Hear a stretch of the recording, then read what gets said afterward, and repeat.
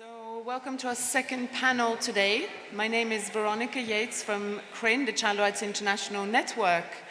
I'm very pleased to be opening the second discussion on privacy and surveillance. So, we have about half an hour. So, we're going to go straight to our two speakers. So, to my right, we have Jen Persson, who is the director of Defend Digital Me. And Jen will be talking about some of the work she's doing on privacy and surveillance with the education system. And to my left, we had Frederike, who is from Privacy International. And she will be telling us about some of the work that they're doing as well, which is really fascinating. And they're going to do a workshop later as well. So without further ado, I'm going to hand over to Frederike and tell us what is privacy and why is it important? That's a very good question. I wanted to start by asking who in the room uses an Android phone and who uses an iPhone? Okay, that's interesting. So something, I think it's easiest to explain what we do by just telling what we did this morning. This morning we released research. We've been doing an investigation where we intercepted the traffic that apps on Android sent to other third parties. And what we found out is that of these apps we tested, over 60% share data with Facebook the second you open the app, even if you don't have a Facebook account or an Instagram account. And what we did during the last week was we retested all of these apps, and these included some of the biggest apps there are. So we found out that there was Skyscanner, Duolingo is a language learning app, Kayak is a flight booking app, Indeed, a Muslim prayer app, 2 Bible apps. So all of these apps, even if you're not on Facebook, all of these apps immediately ping Facebook when you open them. So why does any of this matter? There's often the idea about privacy that it's something that's only about you. And if you currently, in whatever situation you are in your life, you have nothing to worry about, you basically have nothing to fear. That's not really how we understand privacy. I think for me personally, especially, privacy is not the opposite of hiding. Privacy is being public, being open, participating, but on your own terms and in ways that are really fair and transparent towards you. And that's why I think this research is a perfect example of a situation where that actually isn't the case at all. It's not at all clear that when you use, a Muslim prayer app, when you use a Bible app, it's not at all clear that this information is being sent to Facebook. That's just simply not fair. So the kind of work we do is, so we work internationally and we have partners in different parts of the world, and that is really fascinating because just tell me when I need to stop. I can talk for hours, but as it stands, half the world's population is now online. That's a gigantic amount of people. But for most of these people, they live in places where there are hardly any laws or protections that would protect their privacy. So we're talking about countries where sometimes it's a volatile political situation, sometimes there are human rights abuses happening, and literally all of your data is up for grabs, not just from companies, but also for governments, and they also often work together. So what we do is we support and we fund, and we also help organizations around the world to fight for better laws and protections, to uncover what both governments, the police, and companies are doing. So that's one stream of our work. The other part of what we do is we focus on, the question is always, what can you do about it? And it's not our philosophy to say, even though if you have any questions, we have a session later where you can ask anything you always wanted to ask, but were too afraid. So I can help you with your privacy settings on your phones. But ultimately, our philosophy is those things are really, really important and good to do. But ultimately, it's a really big problem. And it happens to be my full-time job, but it really isn't your full-time job to read all the terms and conditions and make sure that your data isn't shared. And someone has recently compared this to food safety. So when I buy food in a supermarket, I'm not a biologist. I don't go in and test whether my food is safe. I trust that the food is safe. And the vision, the world we want to live in is a world where exactly the same is true for technology, where you can buy a phone, use an app, and you just can trust that that basically the app is not screwing you over. I want to give one more example that shows sort of like what's the problem, even in countries like the UK, when it comes to government uses. So when the police in the UK wants to search your home, they need a search warrant. So they need a judge to say that, yes, they have very good reasons to search your home. What's interesting is that the same is not true for searching your phone. We've done, there are tools, it's called Celebrite. There are lots of these security companies that offer these kinds of tools that allow the police to download everything that's on your phone, including deleted photos, deleted messages, cell tower connections, so every time your phone pings a cell tower. So everywhere you've ever been, everyone you've ever talked to, everything you've ever said, and everything you've ever searched for can be accessed by police without a warrant, so without a judge saying that's okay. And we found out that this is being routinely used not just against suspects of crime, but also victims and witnesses. So this is just an example, and this is why I think this field of work is really fascinating, because you always have laws, and then a new technology comes, and a lot of times governments are like, well, so existing rules don't apply because it's not the same as your home. But I'm just speaking for me personally. If you're welcome to search my home, but searching my phone would be my worst nightmare. I think I consider this even more personal than the home. So basically, those are the areas we work in, and we're doing a little fun tutorial, a hair and makeup tutorial on how to hide from facial recognition later. And the reason why we do is we don't want you to hide. We want you to be really public and open and do whatever you want to do. But using this makeup is kind of interesting because you can find out how the technology works and how machines actually detect faces. So by learning how to fool it or hide from it, you find out how it works. Brilliant. Thank you. So children, we tend to say in our organization that children are the most surveilled population in the world because it starts at birth very often, at least in some of our countries where parents put, baby phones and everything's recorded throughout life on their phones, trackers. Yes, it's for protection. However, the state says that about all of its CCTV cameras too. So we are normalizing surveillance of children from a very young age. And you were talking about data, and some of the wealthiest companies in the world are wealthy because of our data. They are making a lot of money because of the data they collect from us. And this also extends in the education system and in schools, where a lot of apps are being used, and I think a lot of that data is also owned by companies, I believe. Anyway, so I'm going to hand over to Jen, who's going to talk a bit about the work you're doing with schools or the education system generally. Thank you. The exciting thing about, I think, mixing these kind of platforms where we've got both ideas of talks and art is trying to envisage what a better future looks like. And Privacy International's work is amazing on that. So I refer to a lot of their work in my own. But Defend Digital Me was set up to campaign for safe, fair, and transparent data in education.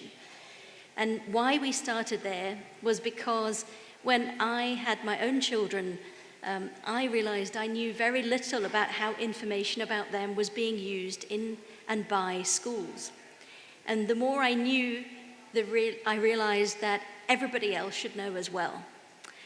And when we try and look at a future and how we want things to be better, I think we can only do that if we understand what it looks like today.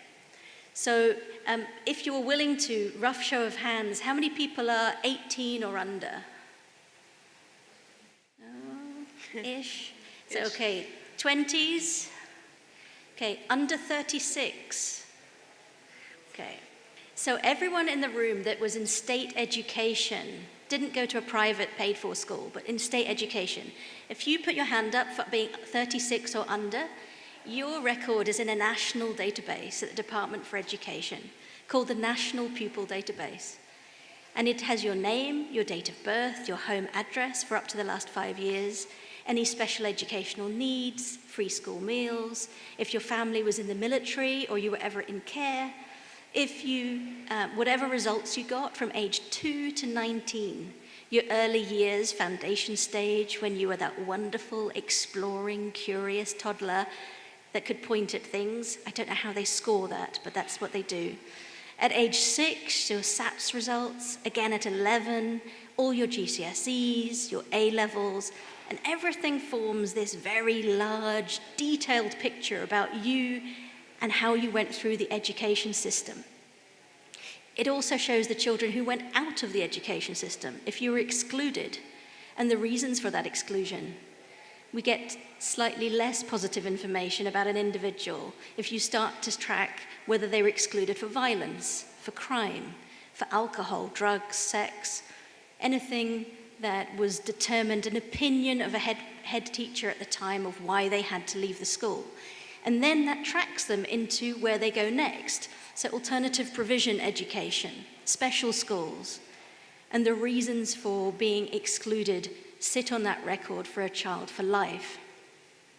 So we think it's really important that we understand what data is held by a government at local or national level about us, so that we know who knows what about me.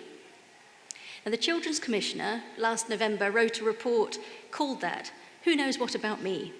And she said, we are failing as adults to give children and young people the tools they need to be their agents of their own lives. And for me, that's the crux of this. It's what Frederike said about the importance of privacy, of being able to determine who you are, what your identity is to those people that you choose to tell what about yourself. Because we all have multiple identities. We're not the same flat single line of data that a computer records about us. To some people, we'll have a completely different persona in life and parts of our life than to others. And that's, as a child and as a teenager, really important to be able to develop to your full potential, to develop freedoms, explore boundaries, test things, and not be held against you in future of potentially mistakes or curiosity questions that may be seen and frowned upon. So, to sum up, what does a day in the life look like right now of a school child?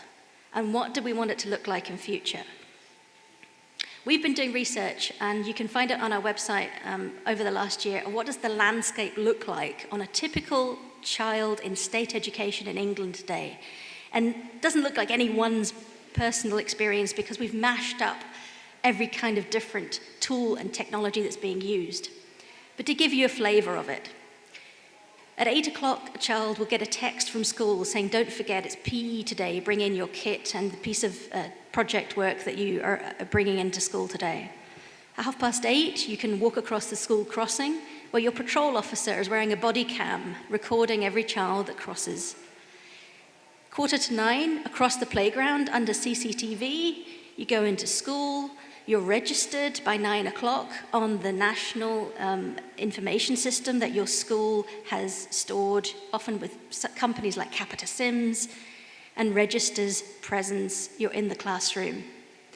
Where you sit by 9:15 might be designed by your teacher, but increasingly it's been designed by app-assisted decision-making, and AI, an artificial intelligence, supposedly knows better than your teacher why and how you've behaved for the previous week, and it assigns a seating plan, and teachers can use that to determine who sits next to who. No longer do you get a choice of sitting next to your friend or not. By 10 o'clock, your first lesson, maths, you do what's on the board, and then 5 minutes before the end of class, you've got 5 minutes left. The teacher says, pull out your phone, we'll do a quiz, and you sign into an app which your account was already set up by your teacher. You log in with your password and name, and that information, as Frederike was saying, is sent to a company. Where it is, you probably don't know. Many are based abroad, Russia, China, the US, all sorts of places. The key here is you don't know, and we think you should. You should know exactly who has what information about you because you don't know how it will be used in future. By lunchtime, you're already using your fingerprint and biometrics to pay for a cashless payment system, because over 70% of schools now use biometrics instead of cash to enable a child to buy their lunch. After lunch, you go to the library, and again, you're being asked to use your fingerprint to take out a library book. Now, biometrics are a really sensitive, important, irreplaceable piece of identity. And again, we're concerned that that's really quite sensitive use of high-risk data for a really low-risk admin task. By 3 o'clock, you've probably used another tool, logged into Google Classroom, exchanged all sorts of information with Google on your interactions and what you're doing on the screen, what you've clicked on, where you've gone next. And in the evening, again, you're using Google Classroom to look at your homework. And all of this, all day, every internet search, every click, everything that's on the computer has been logged on your web monitoring software.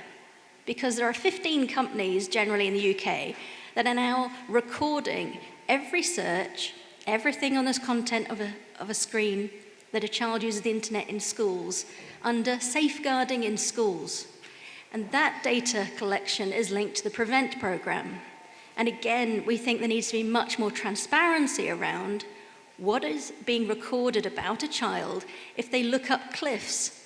Because teachers have contacted us saying, kid looked up cliffs, they've now been logged as a suicide risk. A boy looked up black rhinos, he's now been logged as a potential gang member. There are fundamental flaws in some of this data and its bias and what data is being used to build up profiles about children. And we think there needs to be much more transparency about it. Because at the end of the day, all of this information is building up a profile of who the computer thinks you are, not the person that you know you are, or the person that you'll go on to be in future. So what would good look like? What would a future of good data look like? And how would we like computers to recognize us in future? Above all, we need to make sure these uses are safe, that they're fair, that they're not being discriminatory or biased, that they're transparent, that you get told who uses your data and why, and that they don't impinge on your human rights, the rights of the child under the UN Convention on the Rights of the Child, to grow, to develop your personality and who you are fully in freedom in a country that embraces that freedom and who you are, no matter what ethnicity you have or background you have, or whether you're a traveler, or our most vulnerable groups in society, whether you have mental health problems, that all of these things may be part of you, but they don't define you in how a system sees you. So we're pretty excited about other things, ideas that you might have, questions you've got. How do we get there, and how do we make that happen? Thank you, Jen. So we have maybe another 10 or 15 minutes. So perhaps before I open the floor, could we maybe get a couple of examples, maybe one or two, of either a campaign or a citizen action or something that you've been involved with or you know of that we could give some ideas for what we could actually do as citizens? Frederike, do you want to start? One thing you can do is you actually have the right to ask any company what kind of data they have on you. And it's really a fascinating tool because it shows you sort of like what is happening. And I did this sometimes when you go on websites and click I agree. We all do this because nobody has time to read everything. I asked one of these companies, when you actually click, you see a list of hundreds of companies. I actually contacted one of these and asked them for all of my data. And what I received in return was actually kind of shocking. So it was, I'll pull it up, but it was a majority of my browsing history.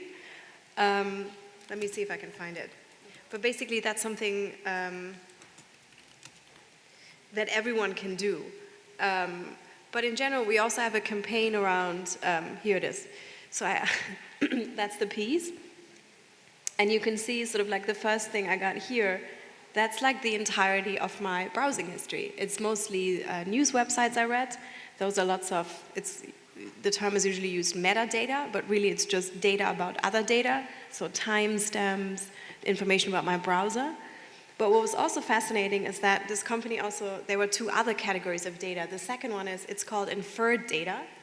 So basically, these are assumptions about who I am. And I really like that you go back to this point of, I think what privacy is about is sort of like, I want to define who I am, and I want to be able to change and be the author of my own identity.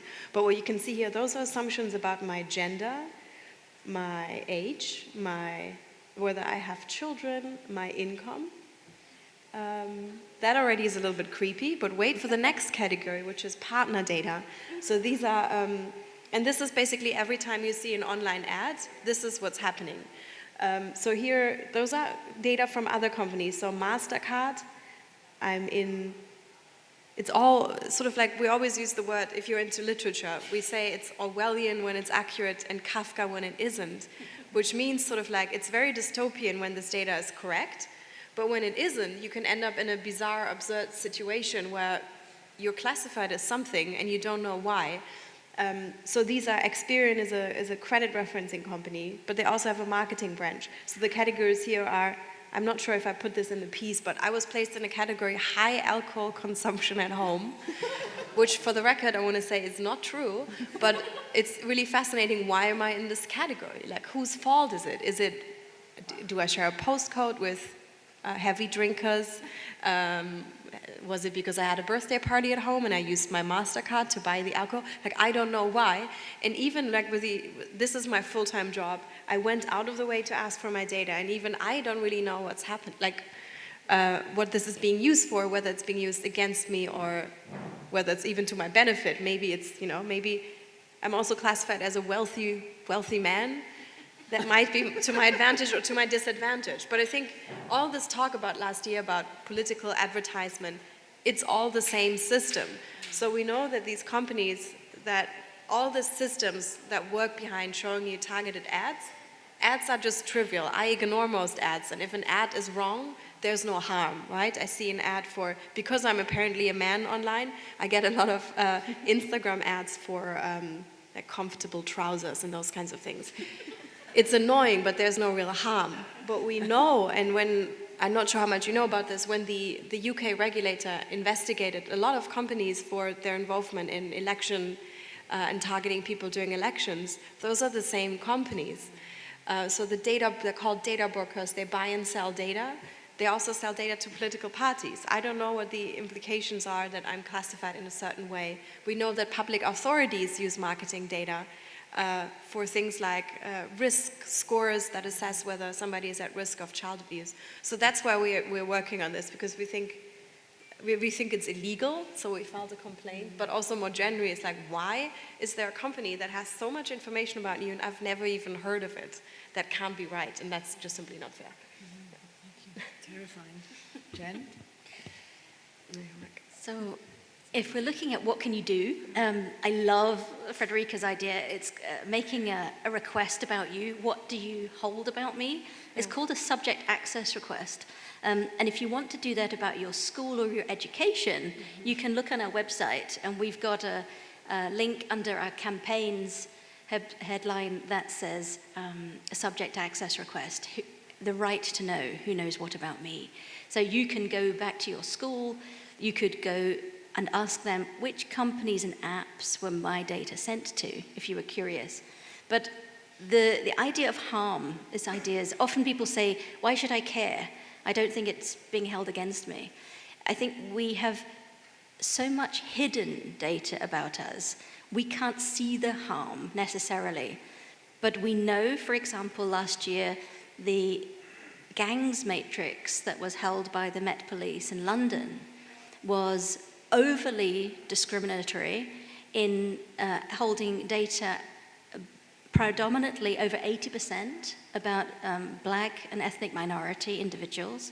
And when you look at populations and balance, you can say we'd expect some postcodes in some areas to be reflective of certain groups of people.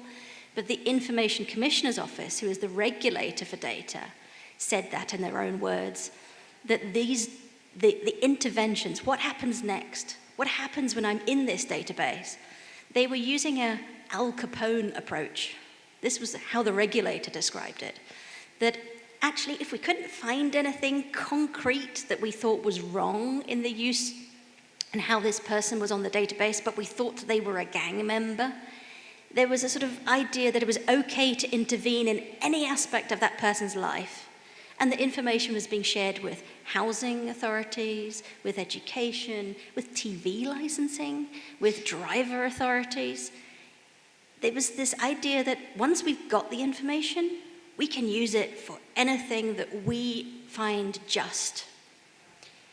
And we need to make sure as a society that who's deciding what is just, who decides what's right and what's fair. And we can only do that if we have enough openness and transparency, that we understand what kind of playing field we're all getting to play in.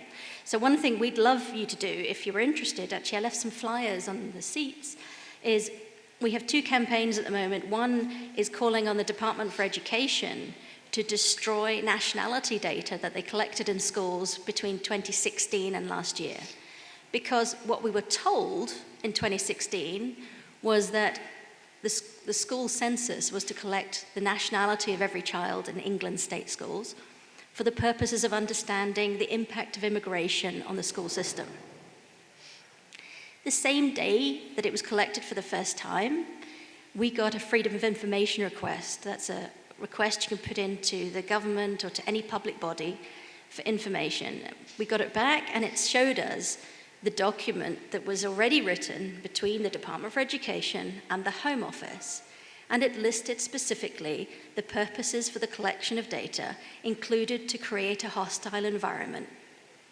And it included nationality once collected. They'd even put brackets around it. So what we were being told was not true. And we need to make sure we have these checks and balances in the system.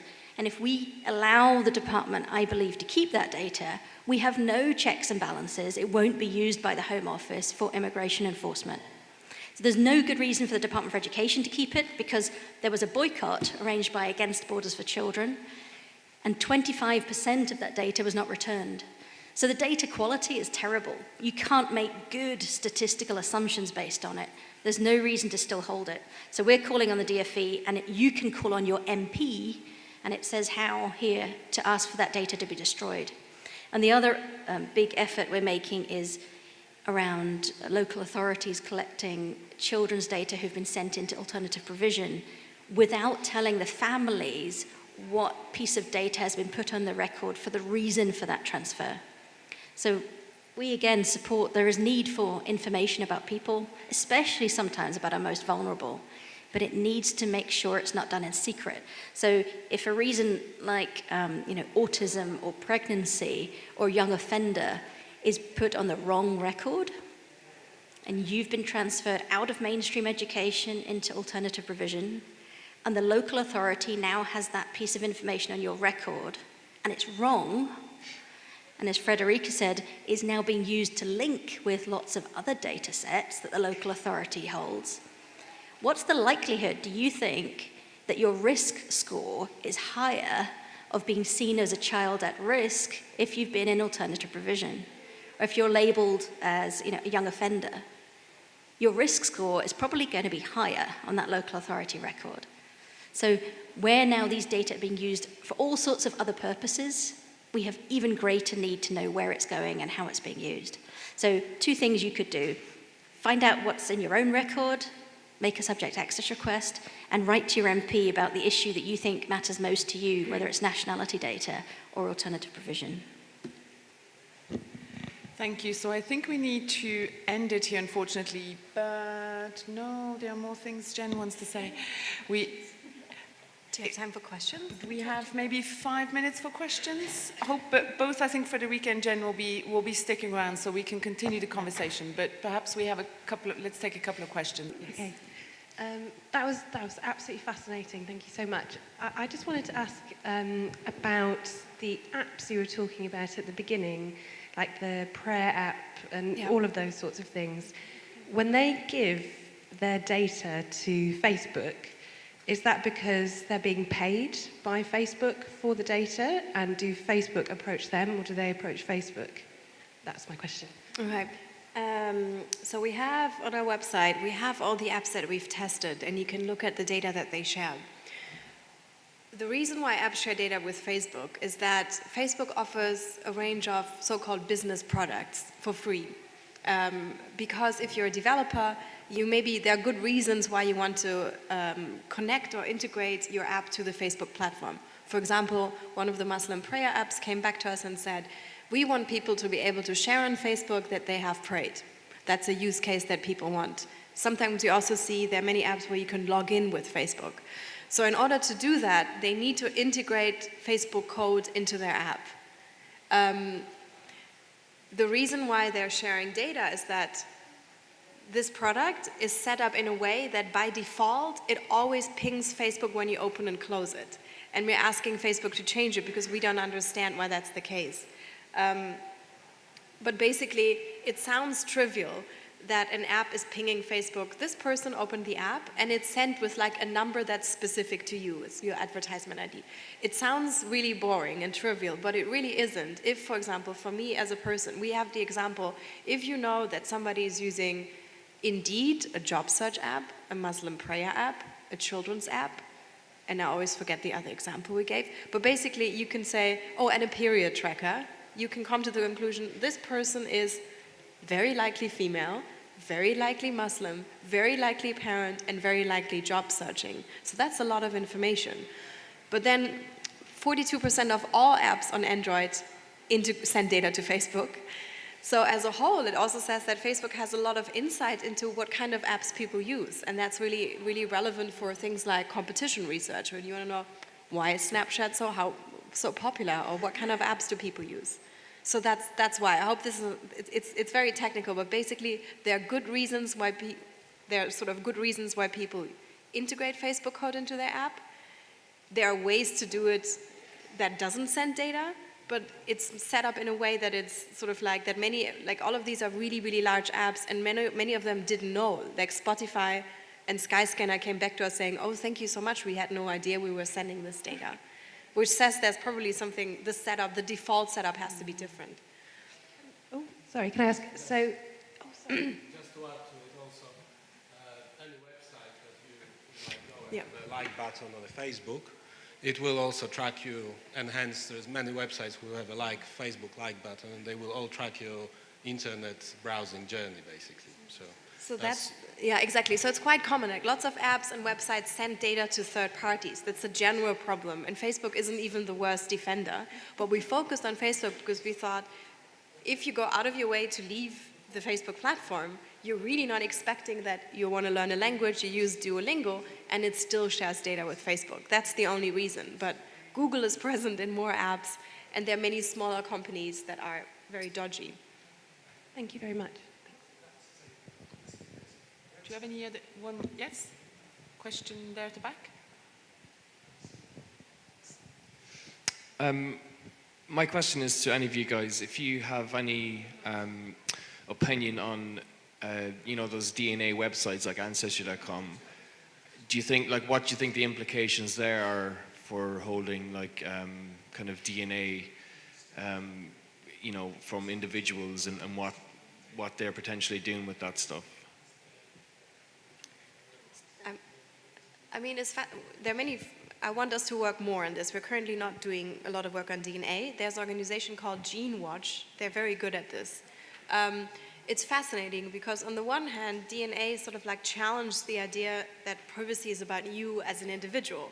Because if your mother, your sibling shares data with Ancestry.org or .com, they're essentially also sharing your DNA. So that raises a lot of interesting questions about, is it really your privacy? And, how do we talk about this? And I think the other one is, as I mentioned at the beginning, I'm not sure whether you were here, but there are different laws around the world. And you're fairly protected in the UK, but in the US, there are sometimes lots of loopholes. So when you share data with these websites, often there are very limited restrictions as to what they can do with it. And we've seen them sharing the data with sort of databases that are being used by law enforcement, insurance companies. So we really, really need to make sure that there are very, very strong laws, because our experience is in the absence of laws, anything you can possibly imagine will happen. So basically, don't send them your DNA. It's too late. All right. Well, you can always ask. Well, here's something else. Yeah. There was this one, I can't remember the name of it, that you could buy on Amazon, a kit to do like a DNA gene testing, and turns out they then sold all the data to Pfizer, pharmaceutical company, to develop drugs based on, potential mental health issues. Yeah. We have like on our website, we collect these examples. So if I just search for DNA, so we have a lot of crazy, we have a repository of dystopian uses of data, and yeah, innocent, etc. So the UK at some point had one of the largest DNA databases and was called out by the European Union human rights framework to say this is not, you can't have a DNA database of a large share of the population. But you know more about this. It's another debate for another day, but the challenges around that are we're being asked for incredibly sensitive data that you can't replace for quite a trivial matter. It's made out to be fun, or be kind of fun, cool to find out what we're not quite sure, but something the company's going to tell us. But the uses of this are quite unknown in the future. So one thing you can do, if you think, well, I've used a test and now I'm not so sure about it, you can go to the company and say, I have a right to have my consent withdrawn. And I would like now, under data protection law, under UK law, as well as the General Data Protection Regulation, to say, I have a right to erasure. And I withdraw my consent, I ask you to cease processing, and I ask you to send me a copy of all the data you hold, and destroy any data, not only that you held, but what you've created and what you inferred, and withdraw your consent. So you have that right under data protection law, and you've still got the data, but they can no longer process it. So don't be disappointed if you think, oh, actually, I've kind of changed my mind on that. There's something you can do. But it's incredibly important, I think, we think about these questions now, because in 2013, the Education Select Committee here in the UK had a professor of genomics in front of them talking about, can we use genomics to understand how a child can perform in the education system? This is not theory, but we're going towards a situation of we've got choices now. We've got choices to make as society. Do we want to end up in the kind of vision of, and if you are interested in kind of young adult readers, something like Walk Away by Cory Doctorow? Do we want to end up in the kind of Gattaca or Minority Report future? Do we want to kind of end up where we kind of attach to games and see our future kind of, as part of a game and controlled by other companies?